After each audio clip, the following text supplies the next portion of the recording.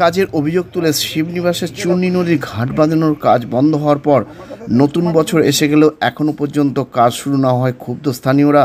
Vote আসে vote যায়, চূর্ণী নদীর ঘাট বাঁধানোর কাজ আর হয় না।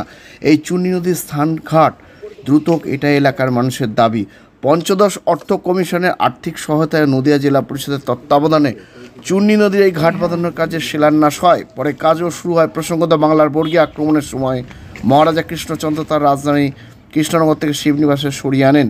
গ্রামের নামকরণ করেছিলেন শিবনিবাস। একসময় লোকে শিবনিবাসের সঙ্গে কাশির তুলনা করত, বলতো শিবনিবাস তুল্য কাশী, ধন্য নদী কঙ্কনা। 1754 খ্রিস্টাব্দে শিবনিবাসে মহারাজা কৃষ্ণচন্দ্র মন্দির নির্মাণ করেন। এই মন্দিরে আছে মহারাজা কৃষ্ণচন্দ্র প্রতিষ্ঠিত এশিয়ার দ্বিতীয় বৃহত্তম শিবলিঙ্গ। মন্দিরের রাস্তার পাশে রয়েছে রামসীতা মন্দির। অনেক ভক্ত পুণ্যার্থী পর্যটক এখানে আসে ভক্তি ভরে পুজো দেন। কৃষ্ণগঞ্জ থানার শিবনিবাস মন্দিরের পাশে আছে চূর্ণী নদী। এই নদীর ঘাট বাঁধানোর দীর্ঘদিন ধরে বিপর্যস্ত অবস্থায় রয়েছে। পুজো দিতে এসে পুণ্যার্থীরা চূর্ণী নদীর ঘাটে স্নান করেন। স্নানের ঘাট ও সিঁড়ি পাকা না হওয়ার কারণে জল কাদা স্নান করতে বেশ অসুবিধায় পড়তে হতো। বহু বছর ধরে স্থানীয় বাসিন্দা পুণ্যার্থীদের দাবি ছিল এই ঘাটটি পরিপূর্ণভাবে বাঁধানো হোক। পুণ্যার্থীদের কথা মাথায় রেখে শিবনিবাস মন্দির সংলগ্ন চূর্ণী নদীর ঘাট বাঁধানোর শিলান্যাস হয়। একই সঙ্গে দ্রুততার সঙ্গে কাজও শুরু হয়। শিবনিবাস মন্দির সংলগ্ন এই চূর্ণী নদীর ঘাট 2022-23 আর্থিক বর্ষে বাঁধানোর জন্য অর্থ বরাদ্দ হয় 14,56,232 টাকা।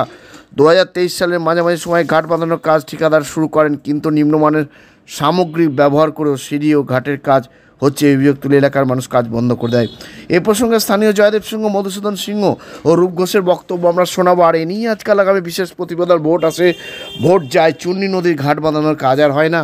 আর দূরে নয় অ্যাপেলো, হাত বাড়ালেই অ্যাপেলো। অ্যাপেলো এবার আপনার বাড়ির কাছে।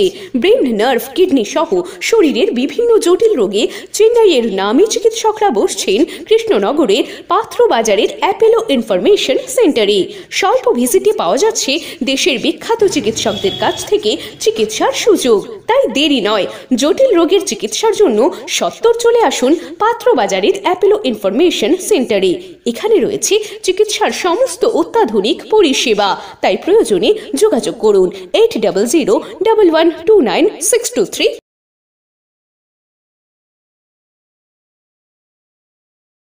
লাইন হবে, একটা কাপড় ছাড়ার জায়গা হবে, কিছুই হয়নি, শুধু সিঁড়িটা আধা খ্যাপচা হয়ে আছে।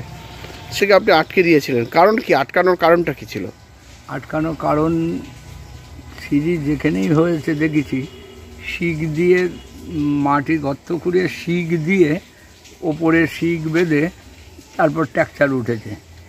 শিকের মান ছিল এখানে একদম নিম্নমানের শিক ছিল, সিমেন্টও নিম্নমানের শিক। ওই মালপত্র মেটেরিয়ালস পড়ে আছে। কত?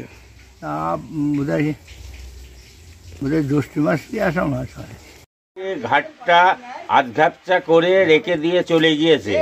তা সিমেন্ট ঘরের মধ্যে 20-25 খানা নষ্ট হচ্ছে, 20-25 খানা সিমেন্ট ঘরে নষ্ট হয়ে যাচ্ছে। আর কোনো কাজ হচ্ছে না, আর কোনো কাজ, সিমেন্ট নষ্ট হয়েছে আর কোনো কাজই হয়নি, সিঁড়ি কোনো কমপ্লিট হয়নি। আপনারা তাহলে কি করতে চাইছেন, কি চাইছেন? আমরা চাচ্ছি সিঁড়িটা ভালো হোক। ওই যে লোক আসে চ্যান করতে পারে না, কিছু না, সিঁড়ি হয়নি, কিছু হয়নি। এক গাদা সিমেন্ট ঘরে নষ্ট করে ফেলে রেখে চলে গিয়েছে বাবু। ওইটা ভালো করে সিঁড়িটা করুক।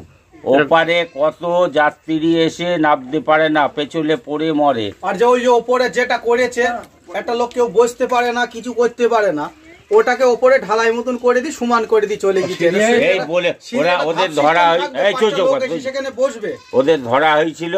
ওরা বললো না, আমরা ওই সিমেন্ট দিয়ে সিঁড়ি টিড়িগুলো সব মেজে দিয়ে আমরা কমপ্লিট করে যাব।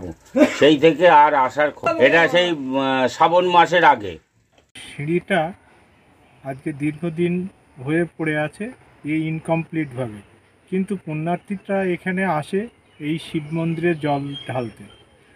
এই শিব মন্দিরটা ভারতবর্ষের দ্বিতীয় বৃহত্তম শিবলিঙ্গ। বহু পুণ্যার্থী বহু দূর থেকে এখানে আসে জল ঢালার জন্য।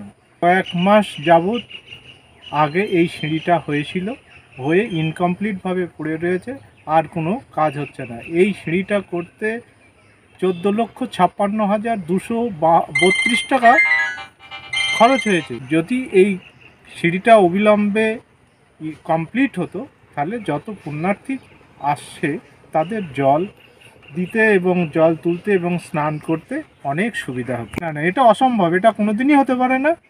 এত টাকা এই সিঁড়িতে খরচ হতে পারে না। আমাদের গ্রামের যে সাধারণত ঢালাইয়ের যে রাস্তাগুলো হয় সেই ঢালাই অনুযায়ী আমরা যা বুঝতে পারি যে এটা কোনোদিনই সম্ভব নয় এত টাকার এই সিঁড়িটা অবিলম্বে কমপ্লিট হোক এবং যত পুণ্যার্থী আসে তারা যেন এই সুযোগ সুবিধাগুলো